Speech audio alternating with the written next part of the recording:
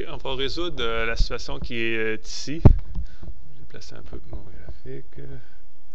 Ça. Ok. Alors, soit f de x est égal à moins 3 fois la partie entière de moins 1 cinquième de x plus 5 plus 1. Pour quelle valeur de x la fonction f est égale à 10? On va commencer par résoudre de façon algébrique le problème.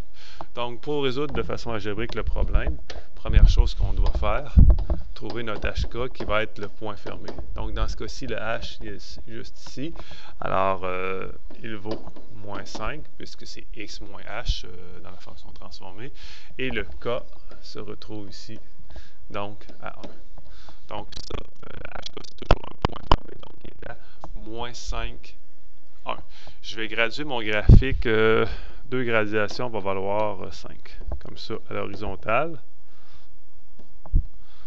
Et à la verticale, je pourrais mettre 1, 2, 3, 4, 5, 6, 7. Non, ça ne marchera pas. Je vais aller par 2, comme ça. 2, 4, 6, 8, 10, 12, 14. Ça devrait fonctionner. Donc, premier point, à moins 5, 1. Je suis sûr que c'est un point fermé. OK? Deuxième étape, la longueur d'une marche. Donc, la longueur d'une marche. Pour déterminer ça, ben, je prends 1 sur la valeur 1 sur b en valeur absolue. Donc, dans ce cas-ci, ça va me donner 1 sur moins 1 cinquième, parce que mon b est juste là. Donc, 1 divisé par moins 1 cinquième me donne 5. Ça veut dire que la longueur de la marche est 5. Est-ce que je l'envoie vers la gauche, le point ouvert, ou vers la droite? Je dois déterminer le signe du b. Le b, vu que le b est égal à moins 1 cinquième, le b est plus petit que 0, ça signifie que la marche va être point ouvert à gauche et point fermé à droite, puisqu'il y a une réflexion par rapport à l'axe des y. Donc, je viens mettre un point ouvert ici comme ça, à moins 10. Ça va? Par la suite, je dois déterminer la distance entre deux marches. Donc, la distance entre deux marches, ou la hauteur des contre-marches. Donc, la hauteur des contre-marches,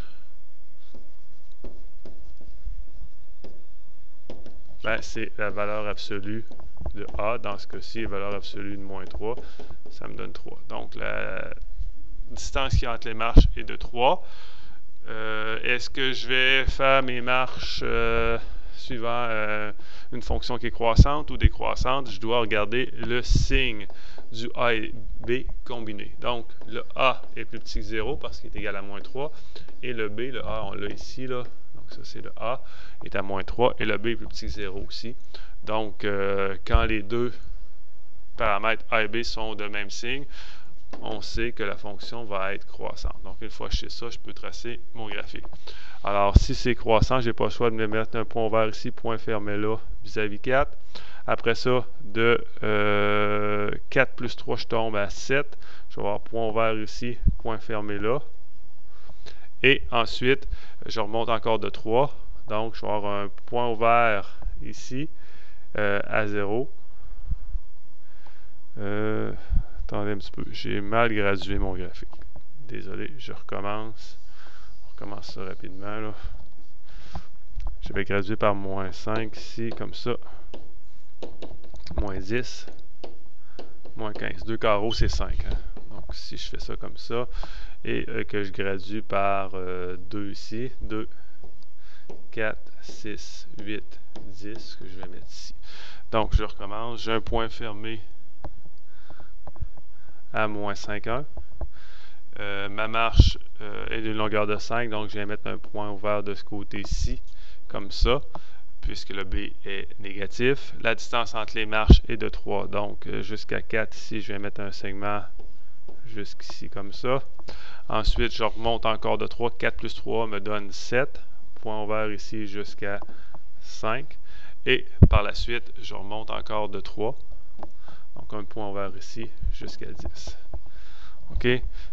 On voit quelles sont les fonctions, quelles sont les valeurs de x pour lesquelles la fonction est égale à 10. C'est tous les x compris entre 5 et 10. 5 exclus et 10 non inclus. Donc, la réponse, ici que je pourrais marquer, réponse des x appartenant de 5 à 10. Ça, c'est la façon graphique de le faire. Façon algébrique, que je vais mettre ici une autre façon de faire algébrique que je vais écrire en vert. Alors, je vais écrire, je vais résoudre 10 est égal à moins 3 partie entière de moins 1 cinquième de x plus 5 plus 1. Donc, pour résoudre ça, moins 1 de chaque côté, ça me donne 9 est égal à moins 3 partie entière de moins 1 cinquième de x plus 5. Je divise par moins 3, ça va me donner moins 3 est égal à partie entière de moins 1 cinquième de x plus 5. Je me pose comme question, quels sont les nombres qui donnent une partie entière égale à moins 3? C'est tous les nombres qui sont supérieurs ou égal à moins 3 et inférieur à moins 2. Donc, je vais résoudre moins 1 cinquième parenthèse x plus 5 plus grand ou égal à moins 3. Et l'autre chose que je dois résoudre, moins 1 cinquième de x plus 5 inférieur à moins 2. Pour résoudre ça, je fais fois moins 5 de chaque côté. Ici, fois moins 5 de chaque côté là. Donc, ça va me donner x plus 5. Puis ici, ça va me donner 15. J'ai multiplié par un négatif. Il ne faut pas oublier que le signe change de côté. D'accord? Donc, je fais moins 5 de chaque côté. Et ensuite, ça va me donner x plus petit ou égal à 10. Je résous l'autre en faisant fois moins 5 de chaque côté. Ça me donne x plus 5. J'ai multiplié par un négatif. Le signe change de côté. Et moins 5 fois moins 2 me donne 10. C'est ça. Et je soustrais 5 de chaque côté. En soustrayant 5 de chaque côté, ça me donne toutes les valeurs de x sont plus grandes que 5. Donc, je dois trouver les valeurs qui sont à la fois plus petites ou égales à 10 et plus grandes que 5. Donc, l'intervalle que ça me donne, la réponse, c'est pour les x appartenant à l'intervalle de 5 à 10. Donc, c'est une autre façon de faire qui permettrait, en fin de compte, sur le graphique, ça allait bien, je voulais savoir quelles sont les valeurs qui étaient égales à 10, mais si je vous demandais quelles sont les valeurs qui sont égales à, admettons, 301, ben, sur un graphique, ça pourrait être long de le trouver. Donc, de façon algébrique, ça pourrait être plus simple. Alors, voici comment on peut résoudre un tel problème.